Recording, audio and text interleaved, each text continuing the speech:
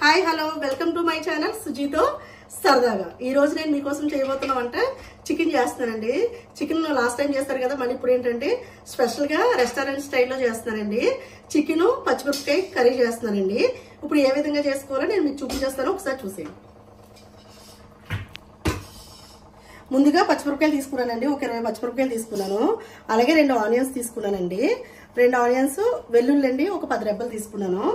అలానే కొత్తిమీర అండి, అలానే కరివేపాకు కూడా. ఇప్పుడు వీటిని మిక్సీ పట్టేసుకోవాలి. కొత్తిమీరని, ఆనియన్స్ని, పచ్చిమిరపకాయలని, వెల్లుల్లిని మిక్సీ పట్టేసుకోవాలండి.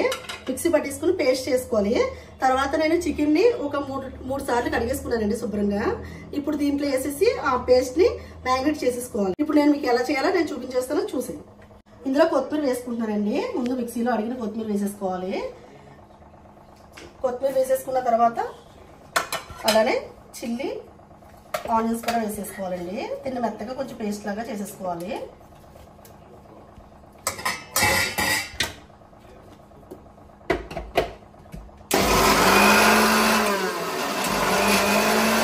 వాటర్ పోస్తున్నానండి.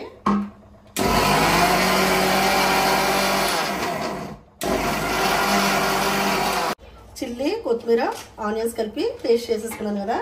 ఇప్పుడు ఇది శుభ్రంగా కడిగి పెట్టుకున్న చికెన్ ఉంది కదండి, ఇందులో వేసి నేను మ్యారినేట్ చేసేసుకుంటానండి. దీన్ని ఈ పేస్ట్ వేసేసుకుని నీట్గా కలిపేసుకుని ఒక 15 నిమిషాలు అలా మ్యారినేట్ చేసేసి ఉంచేయాలండి.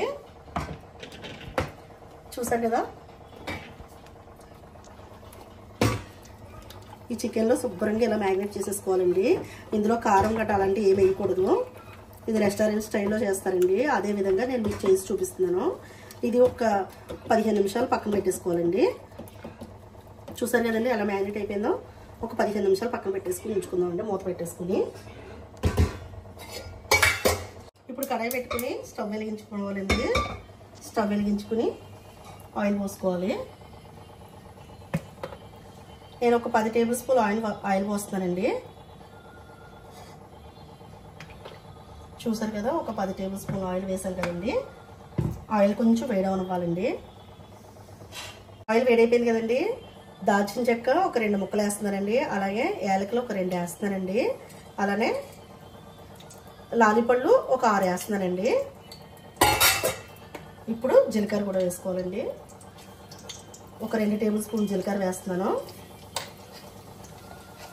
అవి 1 మినిట్ ఫ్రై అవ్వద్దానండి. 1 మినిట్ ఫ్రై అయిన తర్వాత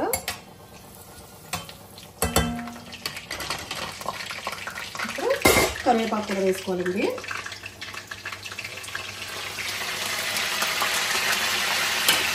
కరివేపాకు వేసుకున్నాం కదండి,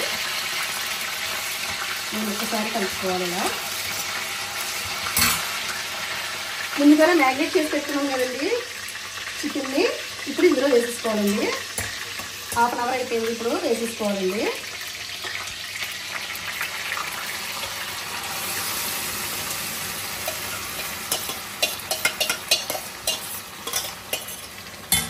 చూసారు కదండి,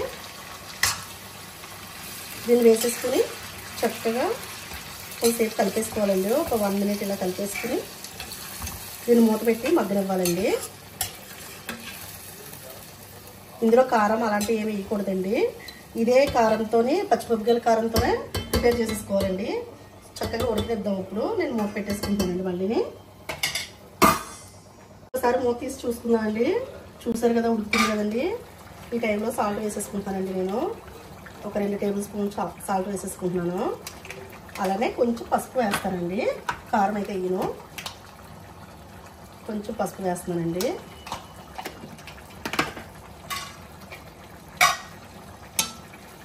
మళ్ళీ ఒక్కసారి కలుపుతున్నామండి దీన్ని. ఈ ఆయిల్ అంతా ఉడికిపోయి ఆయిల్ అంతా బయటకు వచ్చేంత వరకు మగ్గనివ్వాలండి దీన్ని.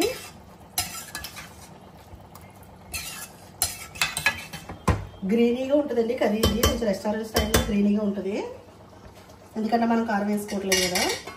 మళ్ళీ ఇంకొకసారి మూత పెట్టేసుకుందామండి. ఒకసారి మూత తీసి చూసుకుందామండి. చూసారు కదా, ఉడికేటప్పుడు ఆయిల్ ఎలా పైకి వస్తుందో. ఇంకా టైం పడుతుందండి, ఇది ఇంకొక 10 నిమిషాలు టైం పడుతుంది. ఇప్పుడు అల్లం వెల్లుల్లి పేస్ట్ వేసుకుందామండి. చాలా తక్కువ వేయాలండి, ఒక 1 టేబుల్ స్పూన్ వేస్తున్నాను. అలానే జీలకర్ర పౌడర్ కూడా వేసుకోవాలండి. ఒక 1 టేబుల్ స్పూన్ వేస్తున్నాను. అలానే గరం మసాలా పౌడర్ కూడా వేసుకోవాలండి. ఇది కూడా ఒక 1 టేబుల్ స్పూన్ వేస్తున్నానండి. వేసేసుకుని ఒక్కసారి మళ్ళీ కలిపేసుకోవాలండి. దీన్ని ఒక్కసారి కలిపేసుకుని మళ్ళీ మూత పెట్టేసుకుని ఒక 10 నిమిషాల తర్వాత మళ్ళీ మూత తీసి చూసుకుందామండి. చూసారు కదండి ఎంత గ్రీనీగా ఎంత కలర్ఫుల్గా ఉందో. నేను మళ్ళీ ఒకసారి మూత పెట్టేసుకుని మంటను మొత్తం పూర్తిగా సిమ్లో పెట్టేయాలండి. లో ఫ్లేమ్లో పెట్టేసుకుని ఉడకనివ్వాలండి. ఇప్పుడు ఒక 10 నిమిషాల తర్వాత మళ్ళీ మూత తీసుకుని చూసుకుందాం. మూత తీసుకుని చూసుకుందామండి. చూసారు కదా ఆయిల్ అంతా ఎలా బయటకు వస్తుందో. కర్రీ ఉడికిపోయిందండి. ఇంకొక 5 మినిట్స్ తీస్తే సరిపోద్దండి. ఇంకా చూసారు కదా గ్రేవీ ఎలా వస్తుందో. మళ్ళీ ఇంకొకసారి మూత పెట్టుకుని ఒక 5 మినిట్స్ ఉంచుదామండి. ఇప్పుడు ఒకసారి మూత తీసి చూసుకుందామండి. చూసారు కదా ఆయిల్ అంతా బయటకు వస్తుంది కదా. ఈ టైంలో ఒక 2 పచ్చిమిరపకాయలు అండి. ఒక 2 పచ్చిమిరపకాయలు వేసి అలానే గార్నిష్ కోసం కొత్తిమీర కూడా వేసేసుకుని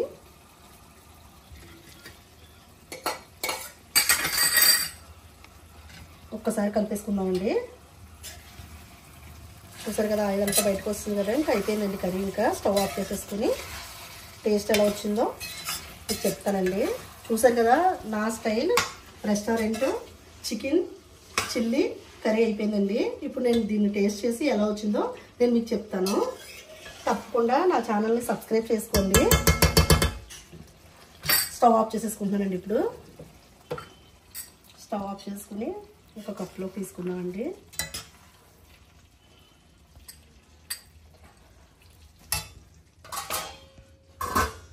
ఇప్పుడు కర్రీ టేస్ట్ ఎలా ఉందో మీకు చెప్పాలనుకుంటున్నాను. కర్రీ టేస్ట్ ఎలా ఉందో మీకు చెప్తానండి.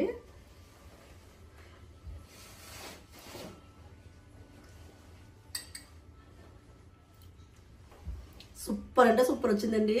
తప్పకుండా మీ ఇంట్లో ట్రై చేయండి. ట్రై చేసి టేస్ట్ ఎలా వచ్చిందో నాకు కామెంట్ చేయండి. అలానే నా ఛానల్ కనుక మీకు నచ్చినట్లయితే లైక్ చేయండి, షేర్ చేయండి, సబ్స్క్రైబ్ చేయడం మర్చిపోకండి. మరో వీడియోతో మీ ముందు ఉంటుంది మీ సుజీ. బాయ్.